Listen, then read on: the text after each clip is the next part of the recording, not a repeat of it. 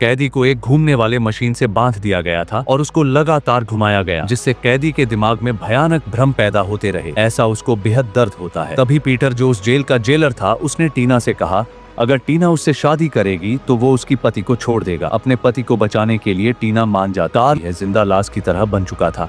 उसको कुछ एहसास ही नहीं हो रहा होता है। एक कैदी ने उसकी देखभाल की जिससे वह किसी तरह जिंदा रह सका। एक रात अचानक किसी अजीब आवाज से टीना की नींद खुल गई। जब वो जाकर देखने लगी तो वो देखती है पीटर के पूरे शरीर में ट्यूब्स लगे हुए थे। तभी पीटर टीना को बोलता है कि वो एक ट्रांसफॉर्मर है और उसे ना खाने की ना सोने की जरूरत है। वो केवल महीने में एक बार ऊर्जा भरकर रह सकता है। फिर टीना पीटर को चालाकी से शैंपेन पीने के लिए मना लेती है। पीटर जैसे ही शैंपेन पीता है वो जल्द ही बेहोश हो जाता है। टीना तुरंत कंट्रोल रूम में पहुंचती है और जेल के सर्विलांस सिस्टम का उपयोग करके कार्ल के बेहोशी से बाहर निकाल लेती है। तभी कार्ल को पता चलता है कि उसकी बीवी पीटर के कैद में है, तो वो उस जेल से भागने का प्लान बनाता है। तभी एक बूढ़े कैदी बताता है कि हर कैदी के शरीर में एक माइक्रो बम लगाया गया है, लेकिन जब हान मरा था तो उसका बम कंट्रोल डिवाइस जमीन पर गिर गया था और कार्ल ने उसे चुपचाप उठा लिया था। अब उनकी टीम में डीन नाम का एक इंजीनियर भी था। वो इस बम को निष्क्रिय करने में मदद कर सकता था। इधर टीना मौका देखकर जेल का मैप चिप चुरा लिया। फिर उसने उसी बूढ़े कैदी के जरिए वह चिप कार्ल तक भिजवा दी और डीन अपने चश्मे से वह चिप जोड़ दी और लेजर प्रोजेक्शन की मदद से जेल का पूरा नक्शा दरवाजे पर दिखाया